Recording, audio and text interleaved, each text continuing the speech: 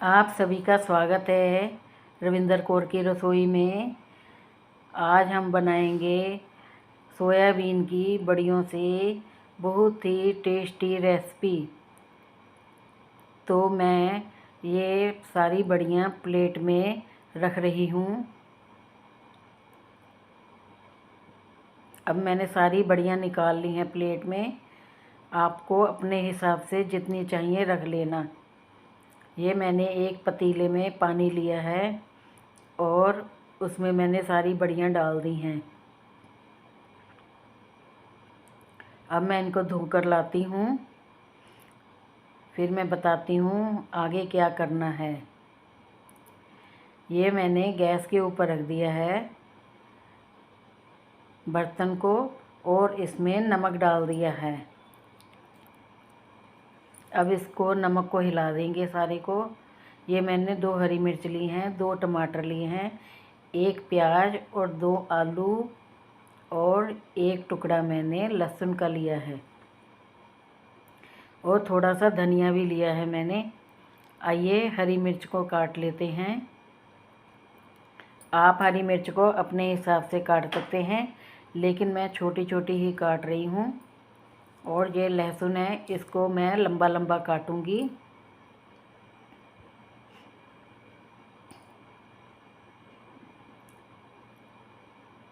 बस इस तरह से मैं सारे टुकड़े को लहसुन के को काट लूँगी। ये ना लहसुन मेरे पास बड़ा वाला था तो एक ही टुकड़ा लिया मैंने उसका। ये मैंने अब प्याज काटना शुरू कर दिया है। प्याज भी इसके कुछ छोटे टुकड़े काट लेंगे, कुछ बड़े टुकड़े काट लेंगे। अब इन टुकड़ों को इस तरह से मैं सारे को अलग कर लूँगी। आगे मैं बताती हूँ किस तरह से करने हैं टुकड़े सारे अलग।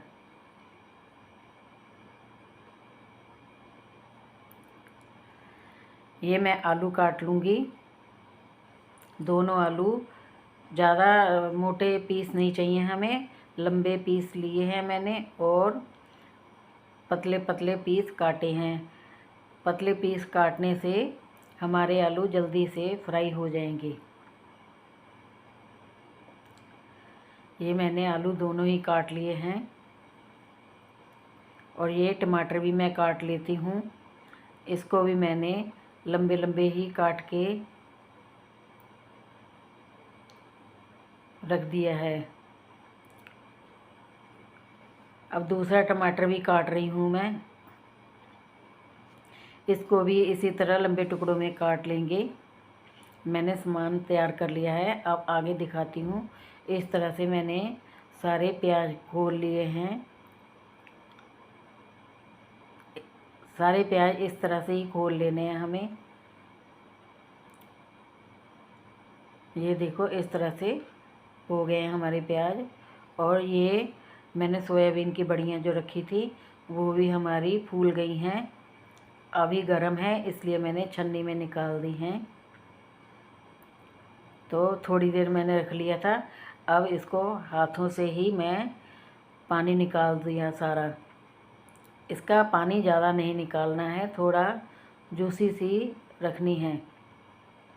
अब मैं एक बर्तन में सारी बड़ियाँ डाल रही हूँ। देखो इस तरह से कितना अच्छा लग रहा है, हल्के हल्के बड़ियाँ आ रही हैं। तो ये मैं बड़ियों में बेसन डाल रही हूँ। इसको अपने हिसाब से आप डाल सकते हैं। मैंने 3 साढ़े 3 चम्मच डाले हैं। तो इस तरह से बेसन मैं सारे में ही छिड़क लूँगी। इस तरह से आप रेसिपी बनाएंगे तो आप बार बार बनाएंगे और बहुत ही टेस्टी रेसिपी बनी थी ये। मैंने बेसन डाल दिया है। अब 1 चम्मच मैं और डाल रही हूँ। इस रेसिपी में अगर रोटी के साथ खाना चाहें तो रोटी के साथ भी खा सकते हैं आप। ये मैंने दही लिया है, दही के मैंने 1 चम्मच डाल दिया, दूसरा डाल रही हूँ, ये तीसरा डाल दिया। और 3.5 चम्मच ही मैंने दही के लिए हैं। अब मैं इसमें लाल मिर्च पाउडर डाल रही हूँ, जो मैंने घर में पीस कर रखा हुआ है। और ये मैंने अजवाइन ली है हाथ में, इसको क्रश करके इसमें डाल दूँगी। इससे फ्लेवर हमारा बहुत ही अच्छा आएगा अजवाइन से। और अब मैं आधे चम्मच से थोड़ा सा ज़्यादा नमक डाल दिया मैंने। ये मैं अमचूर पाउडर डाल रही हूँ, जो मैंने घर में बनाकर रखा हुआ है और मैंने आपको रेसिपी शेयर की हुई है। अब मैं सारे इस बड़ियों को मिला लूँगी बेसन में और दही में। इससे ना फ्लेवर बहुत ही अच्छा आएगा। जो अमचूर डाला है उससे फ्लेवर बहुत अच्छा आएगा।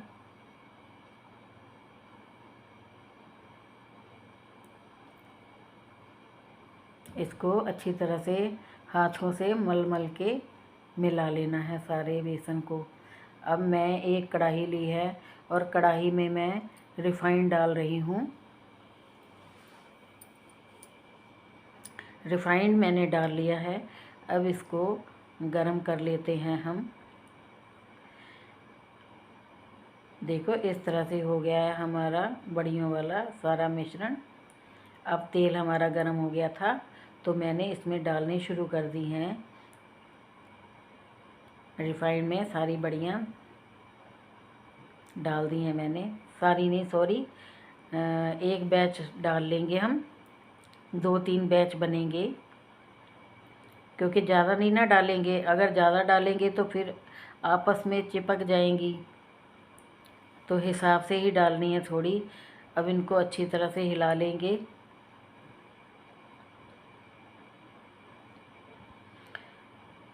देखो झाग सी ख़त्म हो गई है, बस थोड़ी ही देर में हम इनको निकाल लेंगे। बस हमारी ये बड़ियाँ तैयार हैं, फ्राई हो गई हैं हमारी बड़ियाँ। अब मैं इनको निकाल लिया मैंने। अब दूसरा बैच भी डाल रही हूँ मैं। अब मैंने इसमें डाल दी हैं बड़ियाँ। अब इनको हिला लेंगे। मैं आपको थोड़ी थोड़ी देर बाद ही दिखा रही हूँ, क्योंकि थोड़ा सेक लग गया था, उसके बाद ही मैंने हिलाया है। एकदम से नहीं हिलाया मैंने, क्योंकि वीडियो बड़ी बन जाती नहीं तो। मुझे आपके टाइम की भी फ़िक्र है। ये मैंने तेल सारा इसमें से निकाल दिया था। और अब मैं इसमें लहसुन डाल रही हूँ। थोड़ा सा रखा था फ्राई करने के लिए मैंने ऑयल। और लहसुन और हरी मिर्च मैंने डाल दी हैं इसमें। अब मैं प्याज डाल रही हूँ, इनको भी फ्राई करना है।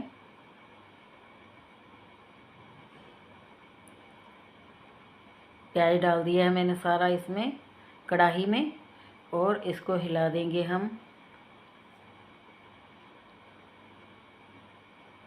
इसको ना ज़्यादा फ्राई नहीं करना है, ब्राउन नहीं करना है, थोड़ा सा ही सेक लगवाना है। अब मैंने टमाटर डाल दिए हैं।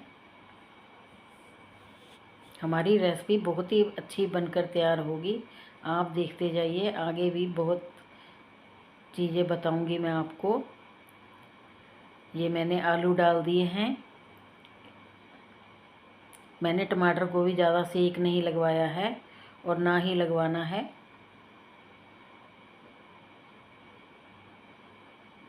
अब जो आलू डाले हैं मैंने उनको हिला दिया।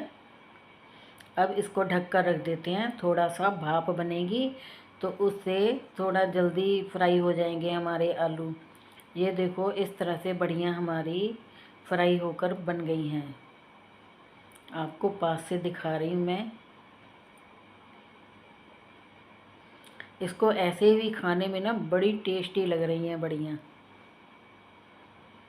अब मैंने इसको हिला दिया है, जो मैंने आलू डाले हैं, प्याज टमाटर। अब देख लेते हैं बन गई कि नहीं। नहीं, अभी थोड़ी सी टाइम और लगेगा थोड़ा सा, तो अभी थोड़ा और रखेंगे 2-4 मिनट के लिए।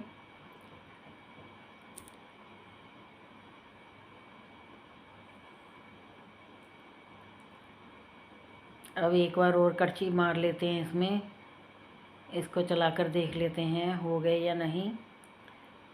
अभी भी उतने नहीं हुए हैं, एक बार और ढक देती हूँ, फिर हो जाएंगे। अब मैंने 2-3 मिनट के बाद उठाकर देखा, तो अब कड़छी चला के देखते हैं क्या हाल है इनके, बने हैं या नहीं। अब जो पानी बड़ियों वाला था ना, मैंने उसमें से थोड़ा सा डाल दिया है इसमें, वो पानी भी हमारा यूज़ हो जाएगा। अब इसको फिर थोड़ा सा ढक देते हैं।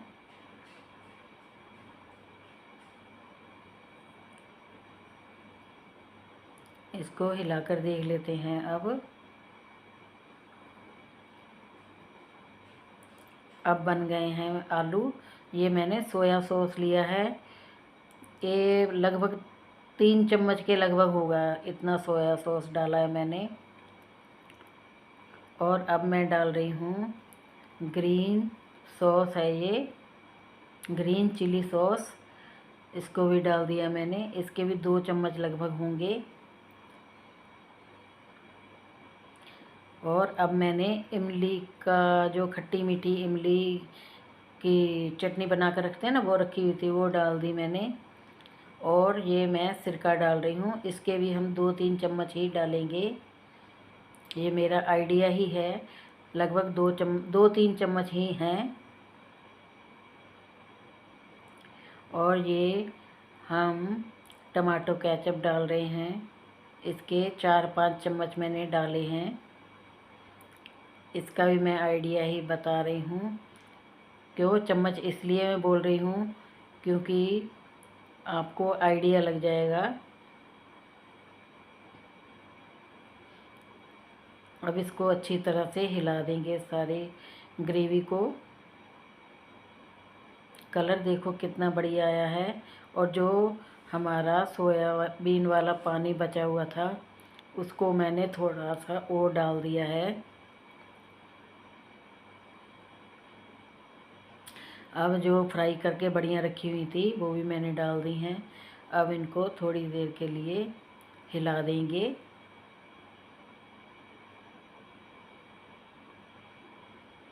सारी को हिलाएंगे मिलाएंगे इसमें, क्योंकि इसमें सारे में मसाला लग जाएगा ना। अब ये मैंने एक मैगी पाउडर लिया है, मैगी पाउडर वाला पाउच, उसको भी एक को डाल देंगे। इससे टेस्ट और भी बढ़िया आएगा हमारी रेसिपी में। इस तरह से सोयाबीन की बड़ियाँ बनाएंगे, या तो आप स्नैक्स के तौर पर भी इसको खा सकते हैं, और नहीं तो रोटी के साथ भी खा सकते हैं। मेरे घर में तो रोटी के साथ नहीं खाई थी, हमने ऐसे ही खाई थी और बहुत टेस्टी लगी थी। जैसे मंचूरियन होता है ना, उसी तरह से ये बनकर तैयार हुई थी, बहुत ही टेस्टी बनी थी। यहाँ पे मैं आपको याद करा दूँ, अगर आपको मेरी रेसिपी ज़रा सी भी पसंद आती है तो लाइक कमेंट और शेयर ज़रूर कर देना, क्योंकि लाइक कमेंट शेयर करने से मेरा हौसला बढ़ेगा। मैं आपके लिए और भी अच्छी अच्छी रेसिपी लेकर आऊँगी।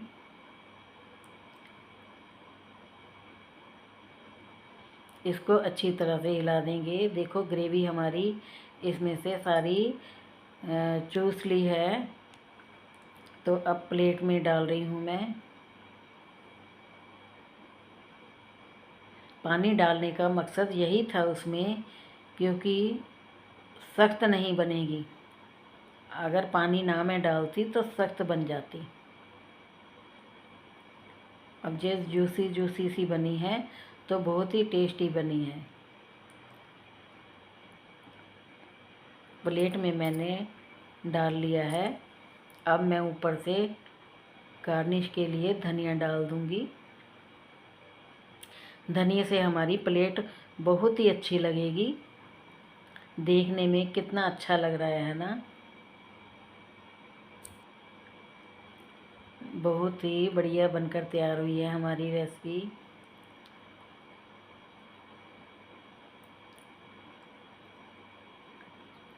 जो नए लोग देख रहे हैं वो प्लीज़ सब्सक्राइब ज़रूर कर लेना और लाइक कमेंट शेयर ज़रूर करना रेसिपी को।